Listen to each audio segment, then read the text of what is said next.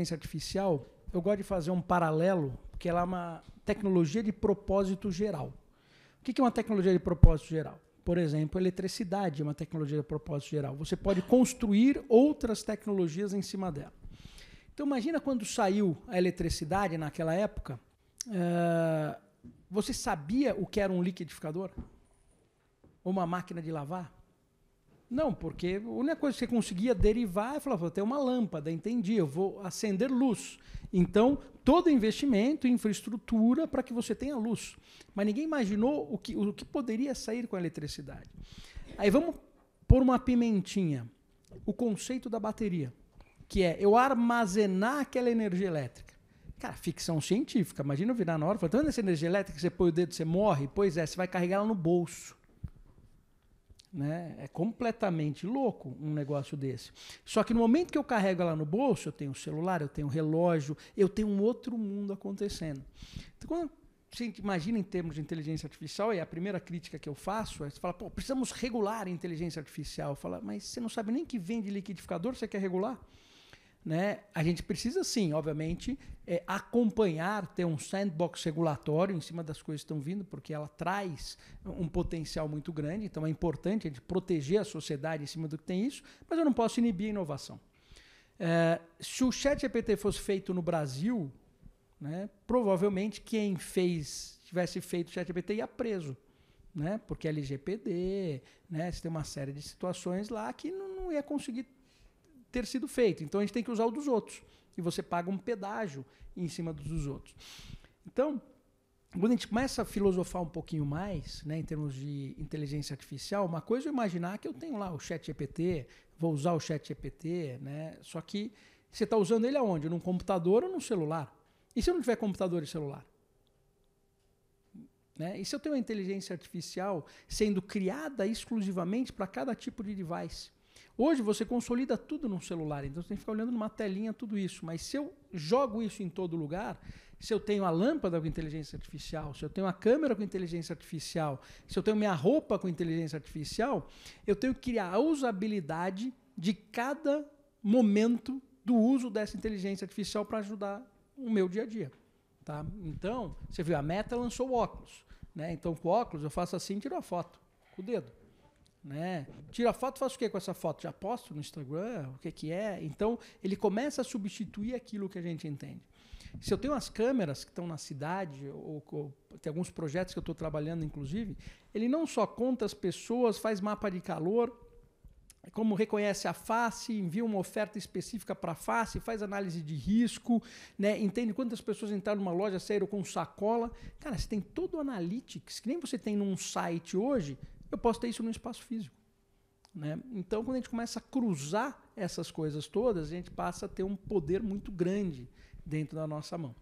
Então, eu acho que esse ponto da inteligência artificial ela é muito importante. Só que se você olhar também só a inteligência artificial, você comete erros. Porque são várias tecnologias acontecendo ao mesmo tempo.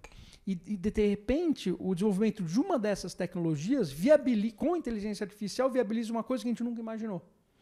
Então, outra coisa que eu trabalho muito com blockchain. Quando a gente fala de tokens, né, o token o que é? Uma representação, se eu pegar uma fração de alguma coisa física. Então, eu tenho esse prédio aqui, ele está alugado, eu tokenizo ele, eu tenho uma fração desse prédio e ganho um aluguel referente à fração desse prédio. Então, você tem nesse fracionamento um softwarezinho que chama Smart Contract que define isso. E se esse software for um agente de IA? Ele não só determina, ele começa a determinar o que é essa fração, o que é esse dinheiro, como ele move o mundo, para onde ele vai e como ele vai.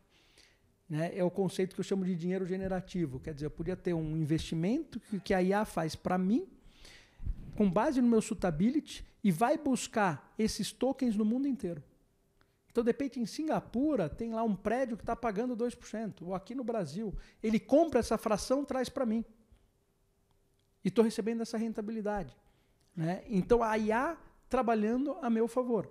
Quer dizer, eu automatizei todo o processo no meio do caminho. Então, quando a gente traz blockchain para isso, eu automatizo as transações. Aí a gente tem um mundo também, de novo, completamente diferente, indo nesse sentido. Quando a gente vem em termos de poder de processamento, o que a gente faz com nanotecnologia, grafeno, etc., a gente vai começar a ver alguns breakthroughs que os chips que a gente conhece vão virar coisa do passado. Explica pro pessoal o que é grafeno, que eu acho que tem muita gente que não sabe.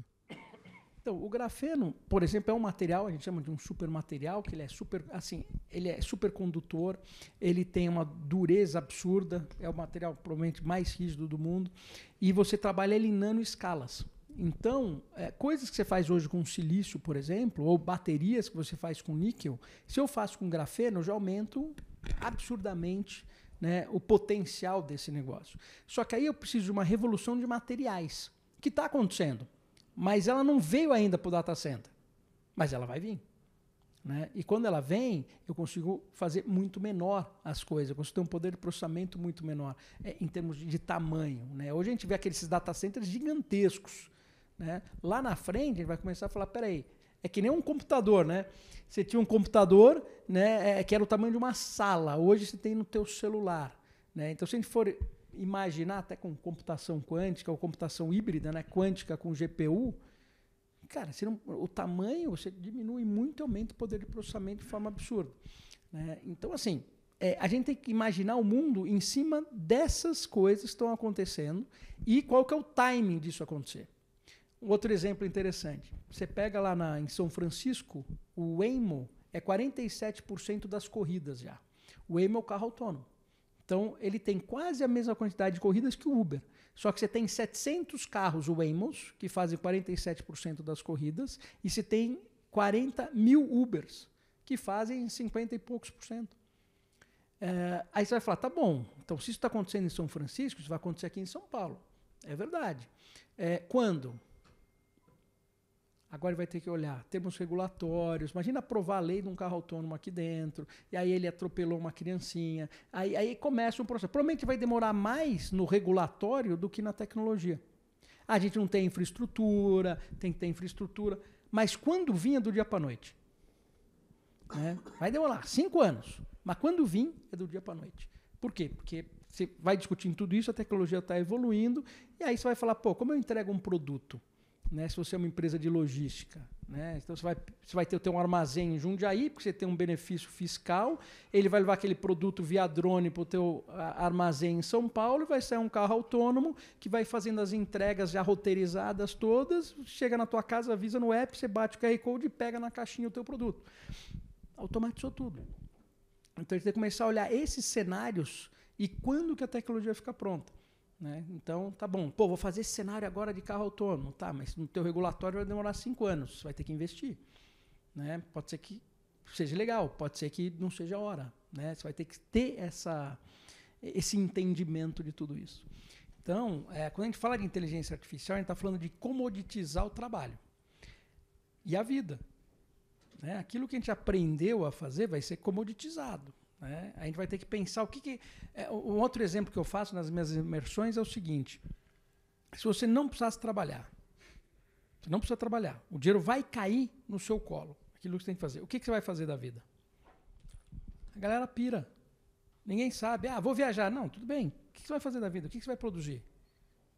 Cara, ninguém consegue, porque a gente está há tantos anos seguindo, desde Revolução Industrial, etc., que você não consegue imaginar. Peraí, você pode fazer o que você quiser. Se você tem uma tecnologia alienígena, né, você pode fazer, outras coisas.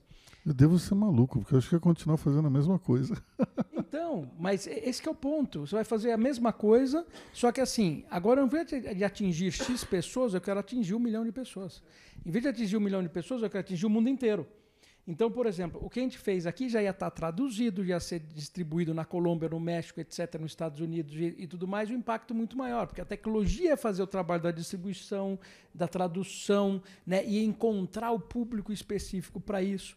Então, vem. Mas sim, na minha opinião, inteligência artificial, até se a gente pensar hoje em classe média, onde foi inventada a classe média? Na Revolução Industrial, quando nasceram as fábricas. Aí nasceu a classe média. Não existia classe média. Você tinha o cara da cartola, que era o dono da fábrica. A cartola era a chaminé, né? Eu sou dono da fábrica, e todo mundo. O que vai acontecer agora? A mesma coisa. Né? A classe média chata, o que está embaixo sobe, fica uma grande massa de 98% da população, e você vai estratificar o rico de N formas lá para cima. Né? E aí, o artesão... Tá aqui, vai valer muito. A babá vai valer muito, né? Aquele cara que vai fazer na tua casa um bolserie, vai valer muito. A casa vai ser você vai imprimir a casa dentro de uma fábrica, vai colocar lá dentro, mas quem vai fazer a coisa vai valer muito. Então vai ser interessante esse mundo novo aí.